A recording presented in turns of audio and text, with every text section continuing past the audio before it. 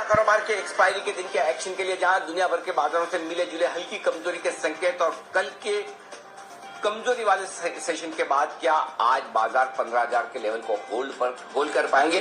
क्या एक्सपायरी 15,000 के ऊपर की दिखेगी या फिर रहेगा दबाव? लेंगे जवाब शेयर बाजार लाइन में। आप सबका स्वागत है। नमस्कार, मैं हूं अनिल सिंह।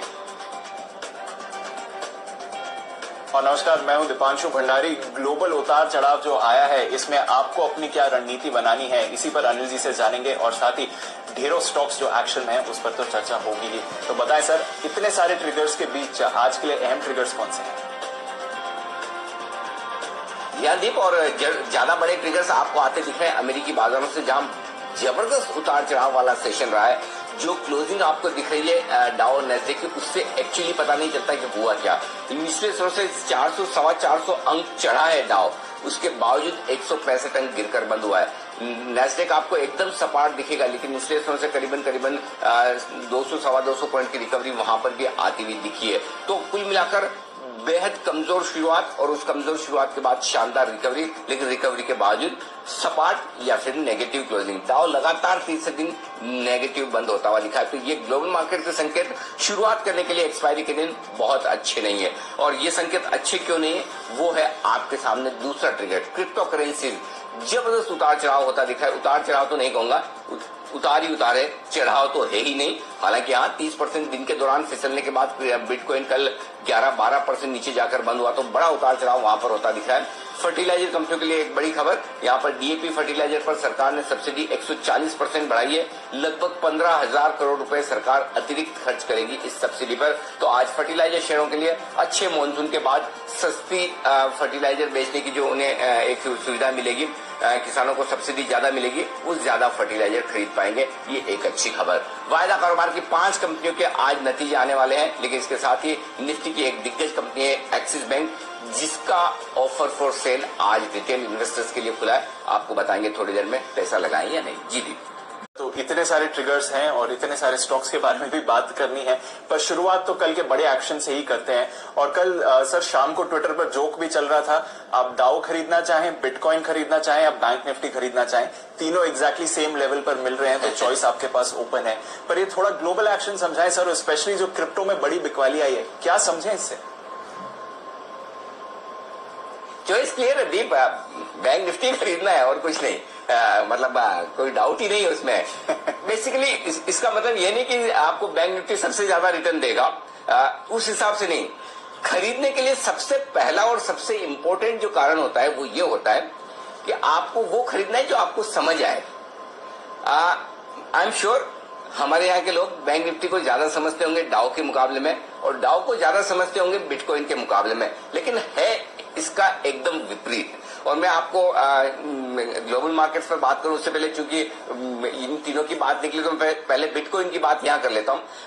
एकदम विपरीत। बिलीव मी, जो एक नेक्स्ट जनरेशन है, उस जनरेशन में जिसमें मेरे बेटे और उनके दोस्त के हम उम्र के लोग, जिन्होंने बस कमाना शुरू किया है और जिनके पास पॉकेट मनी अच्छी है और जो थोड़ा थोड़ा पैसा बचाकर वो फाइनेंशियल एसेट्स की तरफ अट्रैक्ट हो रहे हैं और वो सोचते हैं कि हम भी पैसा बनाएं। और स्पेशली इस लॉकडाउन पीरियड में दिन भर घरों में बिजनेस चैनल चले हैं, तो लोगों में एक इंटरेस्ट जगा है।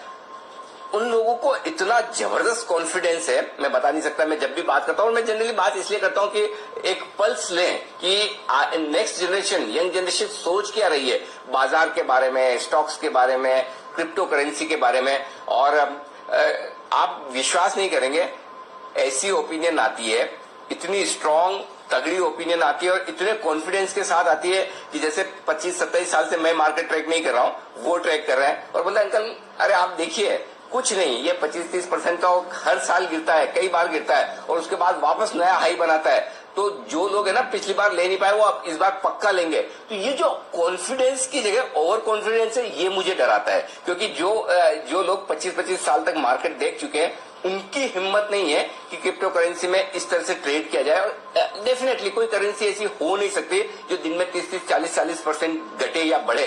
तो नेचुरली ये क्रिप्टो करेंसी सिर्फ करेंसी नाम के लिए, बाकी बहुत कुछ और है जो शायद हम सबकी जो लोग पैसा बना रहे हैं वो भी, जो पैसा खो रहे हैं वो भी, और जो कुछ नहीं कर रहे हैं उन सबके समझ के बाहर की चीज है। और आप कोशिश करें, अगर आपको लगता है आपने खरीदा, पैसा बना लिया, तो आपको लगेगा मैं समझदार हूं, मैं समझ गया हूं, लेकिन ये गलत फहमी है। और जिन लोगों ने नहीं खरीदा और नहीं पैसा बनाया, खरीद कर पैसा नहीं बनाया या छोड़ दिया, उनको लगता है मैं नहीं समझा हूं, वो भी गलत फहमी है। तो बेसिकली ये एक आपके लिए सिंपल चीज है कि जिन लोगों को ट्रेड करना ही है, इंपल्सिव ट्रेडर है, और जिन्हें ये लगता है कि मैं हाई रिस्क कैपिटल को रख सकता हूं, जो होना होगा देखा जाएगा, और मैं उतना ही पैसा रखूंगा जितना मैं गंवा सकूं। हम कई बार कहते हैं ना, अगर आप वेगास जा रहे हैं या फिर डीप कहीं कैसीनो में अगर आप जा रहे हैं, तो आप पॉकेट में उतने ही पैसे रख के जाएं कि जितने आपको पता है कि वापस नहीं आएंगे, आपको वहां देकर ही आना है। कोई वहां से जीत कर आ जाए तो बड़ी बात है, बट अदरवाइज आप कैसीनो में जब जाते हैं तो यही सोच कर जाते हैं कि इतने पैसे मुझे खर्च करने के, क्योंकि जितने आप लेकर जाएंगे, ये चस्का ही ऐसा है कि आप खर्च कर ही देंगे एक के बाद एक। अगर जीतते रहेंगे तो आपकी बेट्स बढ़ती रहेगी, हारते रहेंगे तो लगाते रहेंगे। अल्टीमेटली कोई एक बेट आपकी बड़ी वाली ऐसी खराब होने वाली कि उसमें सब कुछ खत्म हो जाने वाला है, वो वाला तरीका है। तो इसलिए मैं ये नहीं कहता कि जो क्रिप्टो करेंसी में ट्रेड कर रहे हैं वो सही है गलत है, सबका अपना अपना रिस्क एपेटाइट है, अपनी अपनी समझ है, अपनी अपनी चॉइस है।